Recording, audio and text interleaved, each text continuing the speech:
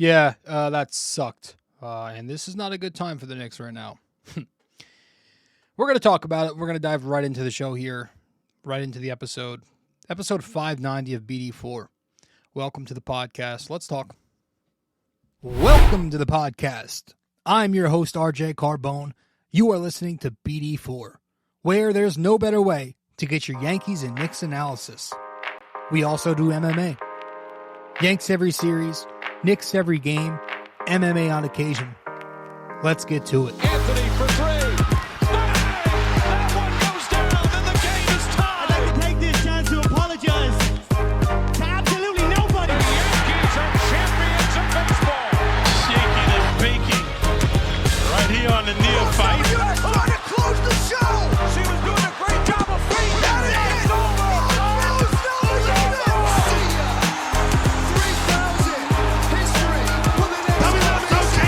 Don't you regret not coming to the Knicks? Don't you regret not coming to the Knicks?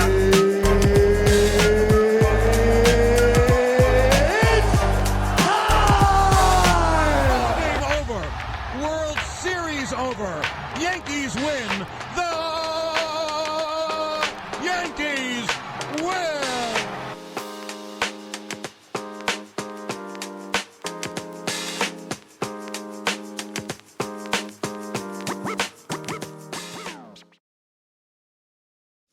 Welcome to the podcast.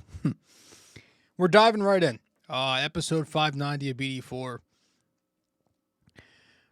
That was an awful loss. And before we get into it, I am recording this episode very late. Very late. It is Sunday night, December 10th. Sunday, December 10th, as I'm recording. The Knicks took this loss against the Celtics. Geez, was this a Thursday night game? Or this was Friday. Was it Friday night? I don't know. It's a few days later. The Knicks took a terrible loss. I'm tired, so it's Sunday night, and my family had a Christmas party last night. It's been raining all day, so excuse me if my energy's not the same. Because you combine that with what happened to the Knicks, and it's not really the easiest thing to get up for. We're diving right in. The Knicks took a 133-122 loss against the Boston Celtics at the fake Garden. Thursday, I think it was Friday night. I don't even remember again. Pretty abysmal three-point defense from the start. And this was a theme throughout the night, lazy closing out on shooters, slow over screens, sometimes going under. Porzingis was hot early in the first quarter. A couple other guys. Boston starts the night 5 out of 5 from 3. And you're thinking, here we go again. That's been the problem lately. Mitch and Randall were like the saving graces of the Knicks early on.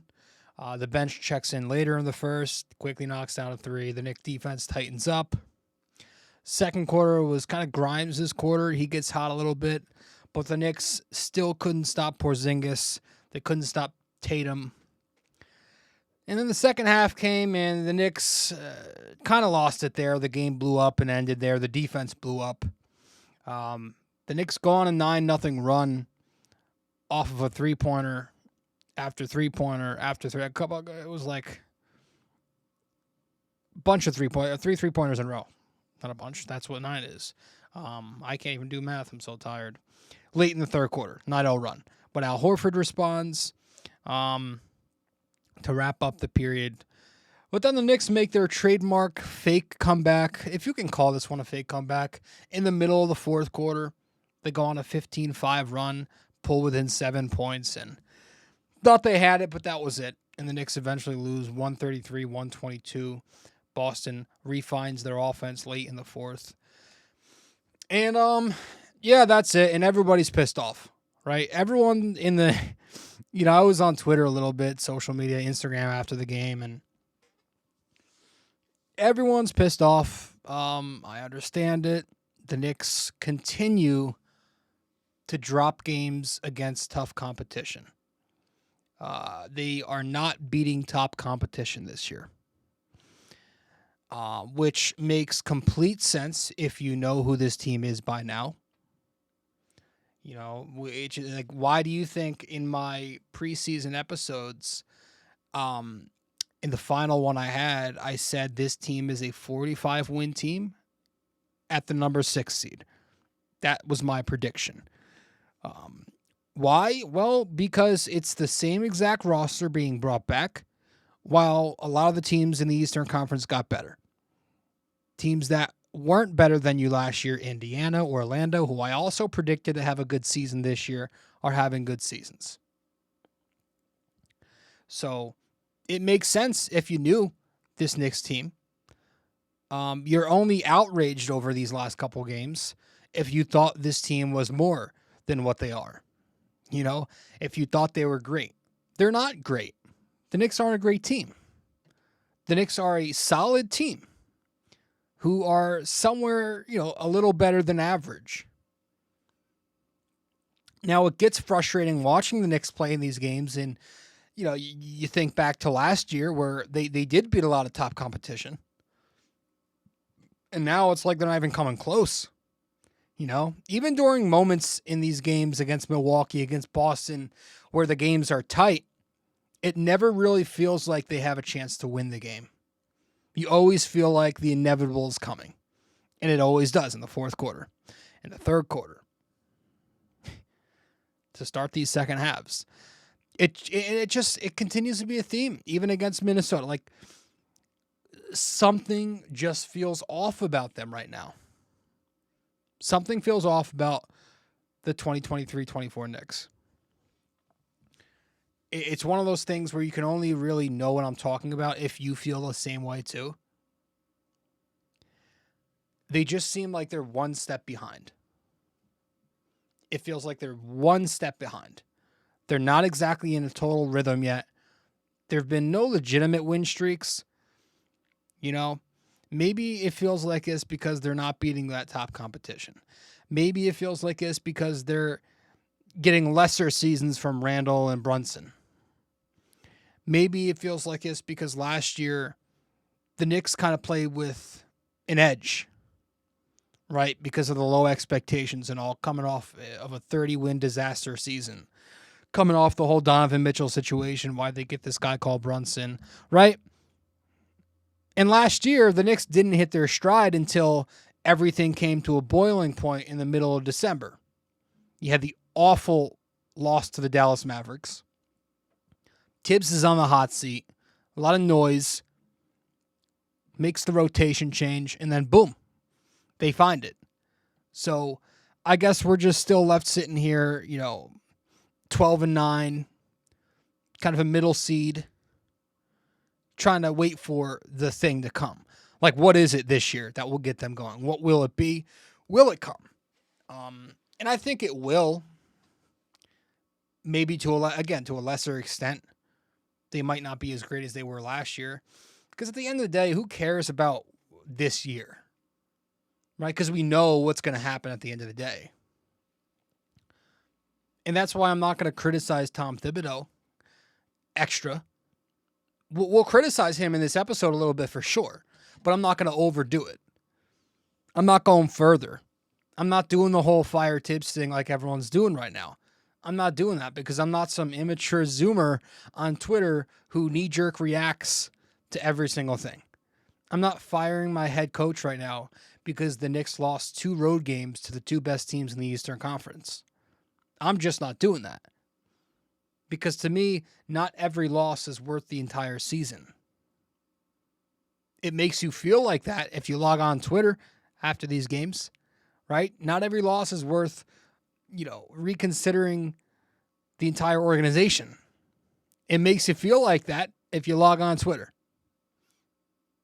So I'm okay for now. Keyword for now, I'm good. I'm cool. I'm content at the moment with where this team is and what their ceiling is. But, why am I content? Because you literally can't raise that ceiling at the moment until that said superstar that everyone in national TV wants to talk about becomes available. So until then, we have no other choice but to sit back, maybe make some marginal moves when the time comes to get a few extra wins in there. Sure. But for the most part, we have to sit back, hope this front office does the right thing by saving their picks, sitting on their assets, saving their young players, and waiting for the correct time to jump on that said superstar that puts them over the top. Soon enough, they're going to have to take that next step. They're going to have to. But this team just became relevant again. For the first time since 2013, the Knicks are worth watching. And, you go further back than that, it's the second time since, the 90s Knicks? So we need to take a second, take a deep breath, and realize that for a minute. Just, it's the talent. It's not the head coach. It's the talent. It's the era we're in where it's very hard to get a superstar now because everybody's locking up their own. That's killing free agency. So all that to say, no, I am not shocked one bit that the Knicks were smacked by Milwaukee and Boston last week. Disappointed? Yeah. And we're going to talk about why as soon as we return from our first break here on BD4, episode 590 of the podcast. Appreciate you stopping by. We'll be right back here on the show. We appreciate you sticking around and listening so far. When you have a chance, be sure to open YouTube to subscribe, like, and comment. And if you're already watching on YouTube, be sure to head over to Apple Podcasts and give us a 5-star review. We appreciate your feedback and are always looking to improve. Now, with that all said, let's get you back to the show.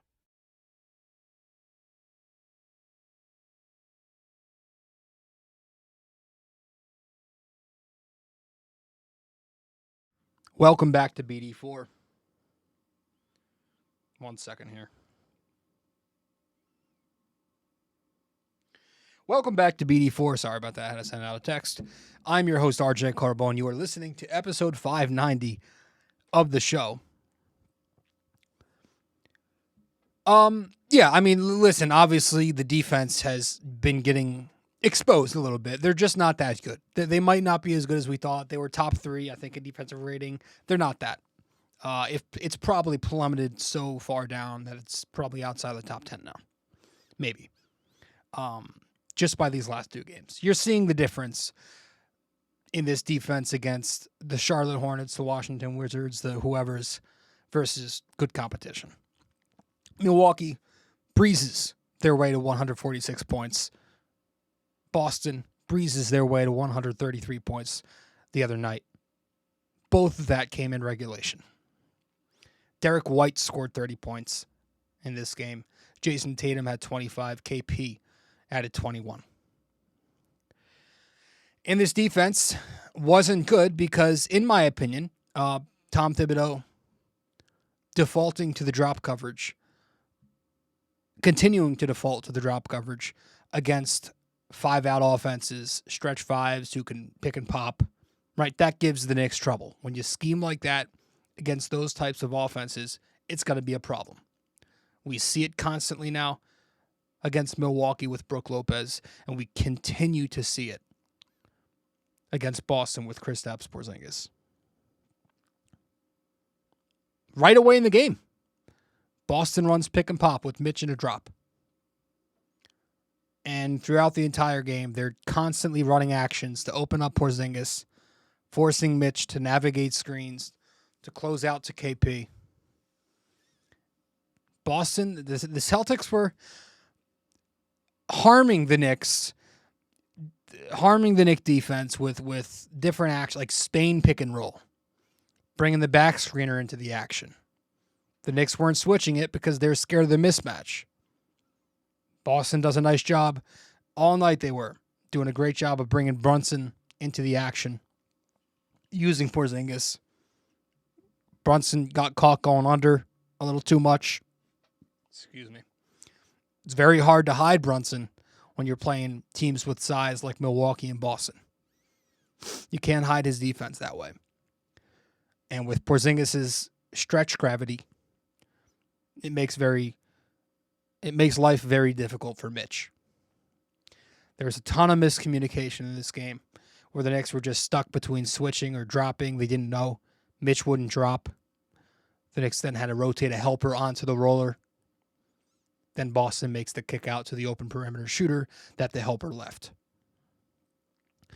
Mitchell Robinson was bad defensively once again. His lack of awareness hurt the Knicks. Too slow off the ball. He was late closing out, late in rotation.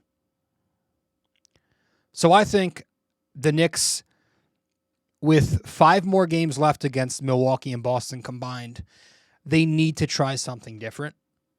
This coverage, playing in a drop, it's not going to work. I would like to see them run a switch everything. Will you be giving up some mismatches and conceding? Sure. Right? When the Knicks switched in this game, there were times where Porzingis shot over RJ Barrett a few times.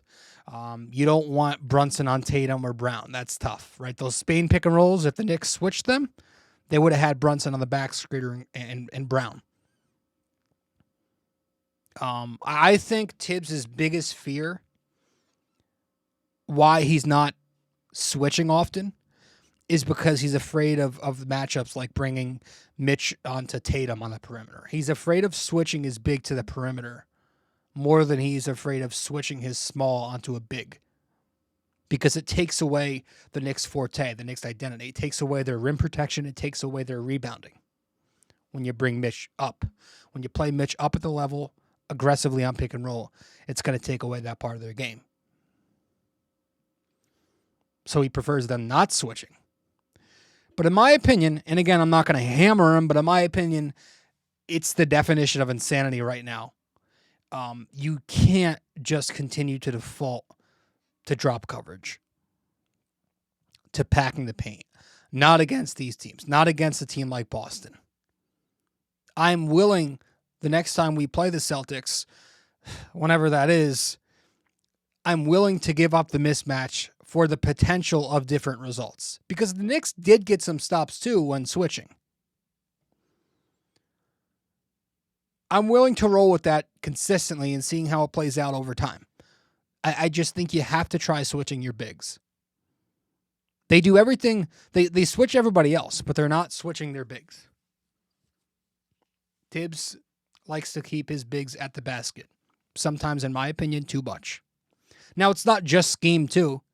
Like, I also thought some of the matchups the Knicks lost on, some of the mismatches the Knicks got killed in were because they didn't help well enough on those switches.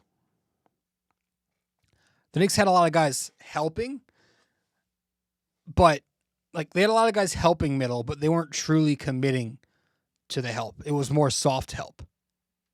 So they got beat on the perimeter, but also on the mismatch in the middle. So I feel like if the Knicks helped better on Thursday, Friday, whenever this game was, Mitchell Robinson would have been allowed to play up on pick and roll more often, and he would have been more effective. Right? I just feel like the effort wasn't as quick and snappy. And this scheme, that drop coverage scheme, it's not going to work without effort, maximum effort, when you're closing out on a shooter. Of course, size is also a part of that. Right? The Knicks roster is very small on the perimeter. Got a lot of smaller guards who aren't exactly wings, but play at the wing. Grimes has a tough time handling wings. They're too big for him. But all in all, I think drop coverage, it can work against bad competition.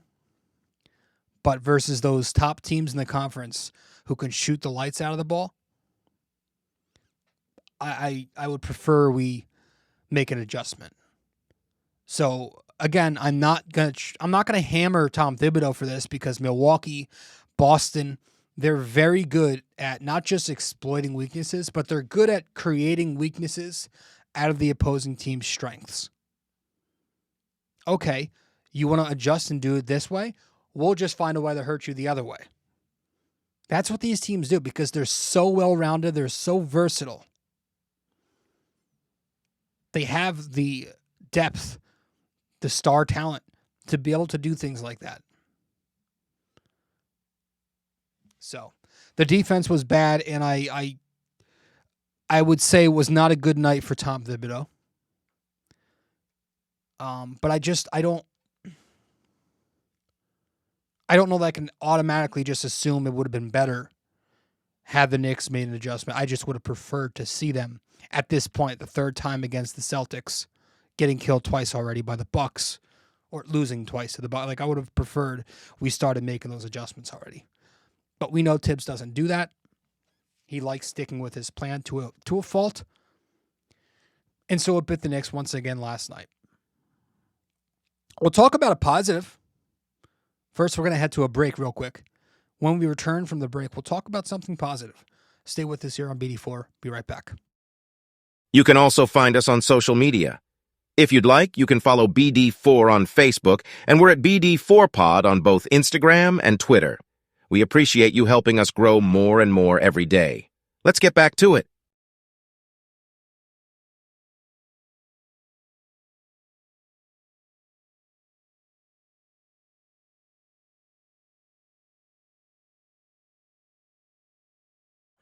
All right.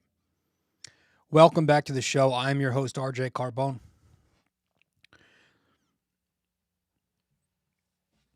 What are we doing? Oh, positives.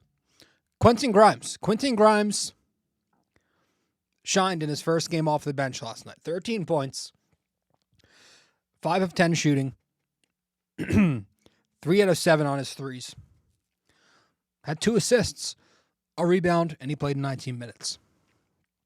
Tom Thibodeau made his rotation change. He swapped Grimes and Dante. Grimes now playing with the second unit, Dante with the starting unit. And it worked in this game, at least for Grimes. Right away you saw it. The Knicks made an effort to get Grimes into the offense. They were running him through actions. You had the pin down screen from Josh Hart with Grimes curling around it. Right, you had the quickly Hartenstein pick and roll on the strong side, but the ball finds its way to Grimes off the Hart pin down. He knocks down the shot. A little later, you had quickly and Hartenstein setting stagger screens for Grimes, who comes off a curl into the corner. Right, they run floppy. You had a little bit of a 2-5 pick and roll with Grimes and Mitch. Grimes makes the pocket pass. Mitch finishes on the inside. So it was finally nice to see Tom Thibodeau run some offense for Quentin Grimes, running him in actions that you would normally see Dante get. So I want to keep seeing this. I want to keep seeing Grimes with the second unit too, because again, I think it's the better fit for him. Excuse me. For whatever reason, I think it's better that Grimes runs with the second unit. For whatever reason, playing Grimes with Randall and Brunson is more taxing than it is for Dante when he runs with them. But that second unit seems like it's a spot for Quentin Grimes. It's more of a free-flowing offense. He's able to get his shots in the flow of the offense, in a rhythm, off of offensive sets. And you have willing passers out there with him. Right? He got some spot-up opportunities from Josh Hart. Hart also made a nice pocket pass to him off of a cut.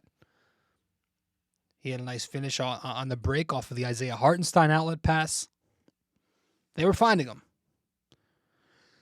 I even thought Dante DiVincenzo showed the difference right away in the starting lineup too. He only knocked down a couple shots last night, but both of them were because of his off-ball movement and his relocation. That allowed RJ Barrett to find him for both of his baskets. Go back and watch 2 of those shots he made. You'll know what I'm saying. I'm curious to see how that first unit's going to look with him, because I want to see how far the defense has to come up on him with Dante's ability to knock down deeper range three-pointers. That's something Quentin Grimes struggles with. So I want to see if he kind of has that magnetic effect that Grimes does because he's able to shoot it from deeper. But it was nice to see Quentin Grimes show some life. Going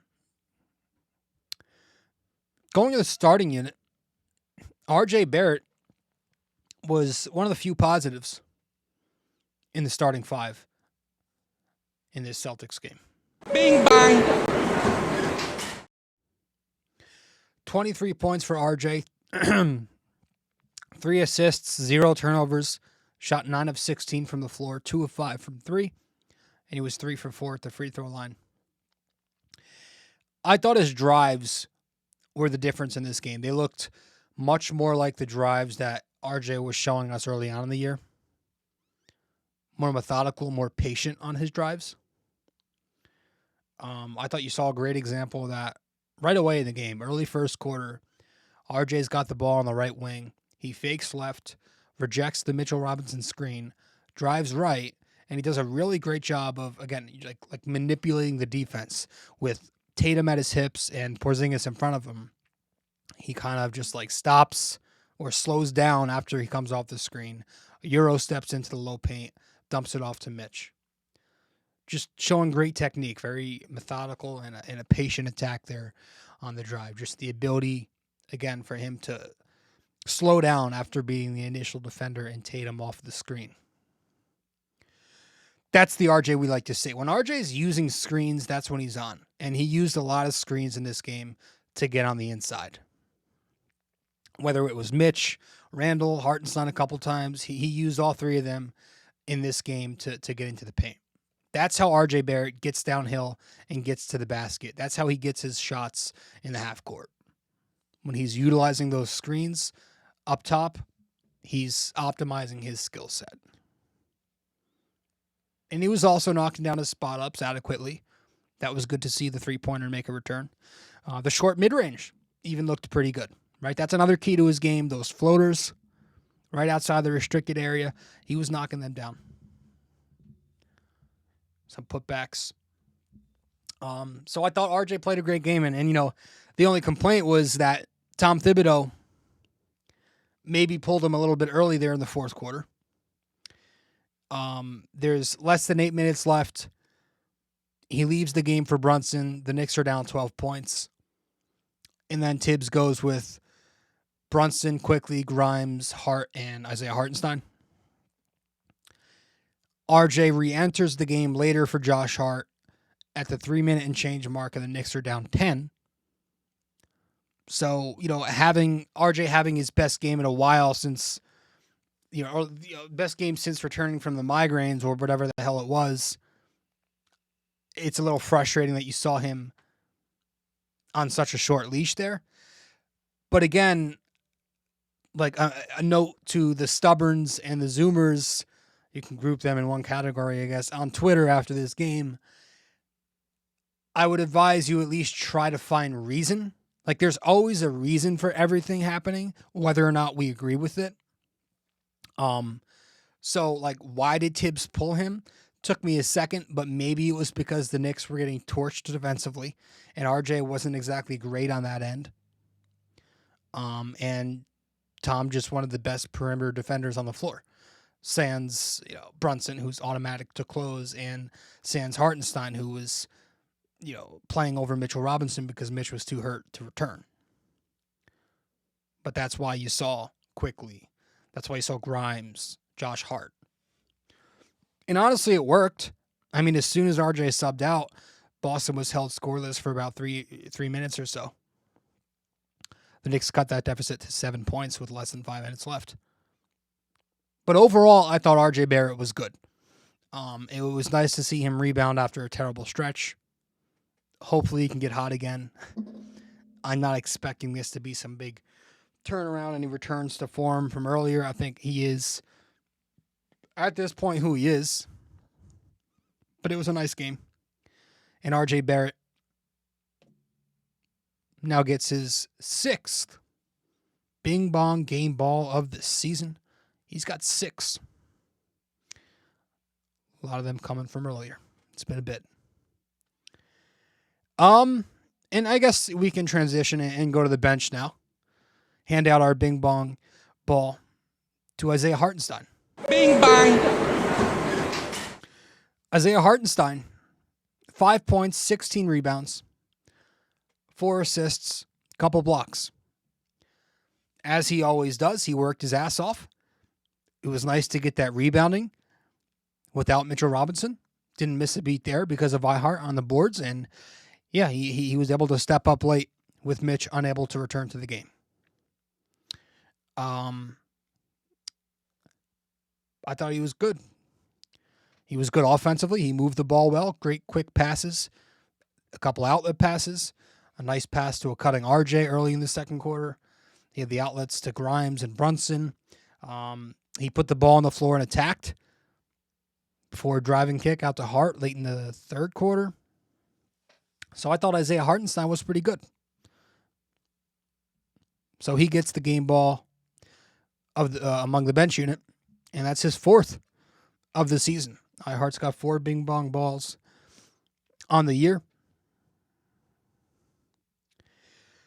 Brunson wasn't great in this game. The defense from Brunson, as we said, was very poor. Boston was posting him up some. Again, they were running him through screens, which he had a difficult time on. They found him cheating off ball a few times. I didn't love his closeout efforts. Had some rough stretches offensively too.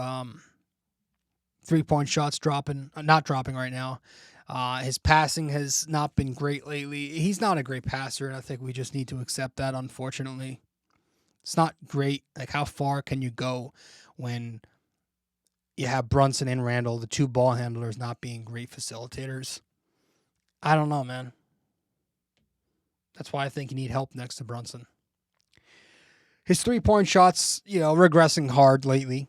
He hasn't made one in a few games. He's over 10 the last 2 nights, which is not a coincidence that the Knicks are also 0-2 during that stretch, because his shooting has become such a staple of this offense. Coming off those Mitch ball screens up top, pulling up off it when the defense plays back. But now he's not knocking them down, and the Knicks are struggling. But they have been hitting their threes. He was hitting his shots inside the arc, continues to work the insides well. He had 23 points on 8 of 17. He was 8 of 12, 67% inside the 3. And the 2-pointers continued to rise. Remember, that was a concern earlier in the year. Well, he's found his form at the first 2 levels, especially in the mid-range. He's 47%, I think, on 2s overall this year. But, of course, the whole thing, I guess we can wrap it up here. We won't go too long. With the ankle, late in the game, he turns his ankle pretty much in garbage time. It was in garbage time, where the Knicks weren't going to win the game.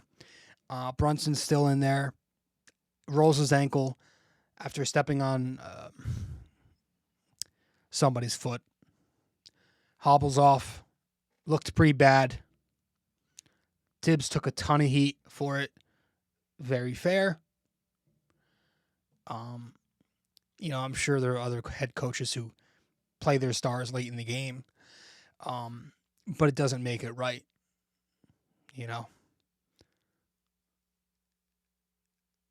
I was concerned, but he's okay. There was the report the next day after that he was walking fine on it at the Villanova ceremony that he was at. And then Tibbs came out earlier today and said that he's good to go. He'll be in the starting lineup for Toronto tomorrow. So that's a positive. The only question mark, if we're going to mention injuries, is Mitchell Robinson. I believe he's still questionable. I don't know if there's an official label on his name yet.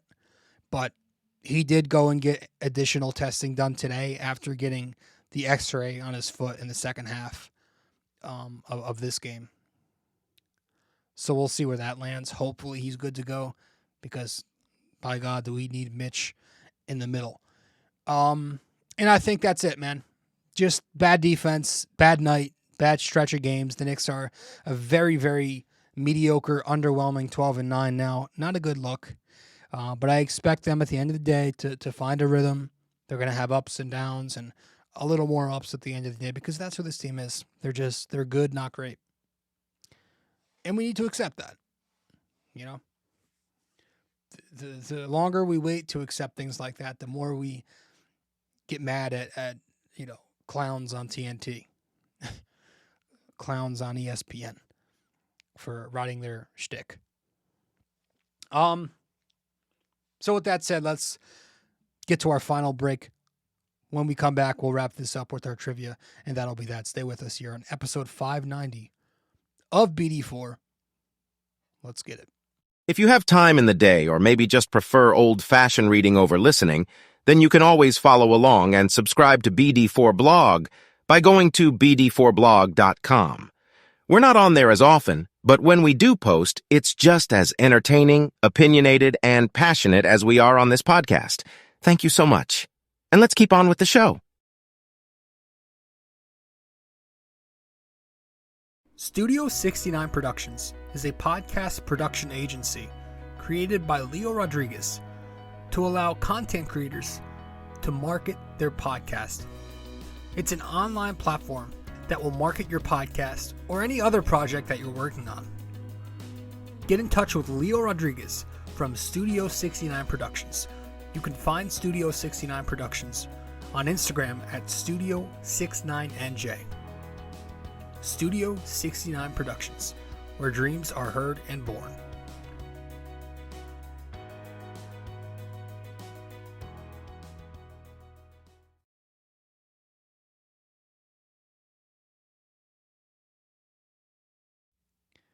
Welcome back to the show. I'm your host, RJ Bong, and you're listening to BD4. Let's wrap this up with our trivia question, and that should be that. Let's get it. I don't know why I keep saying let's get it. I don't know where that came from. Let's wrap it up here with our trivia.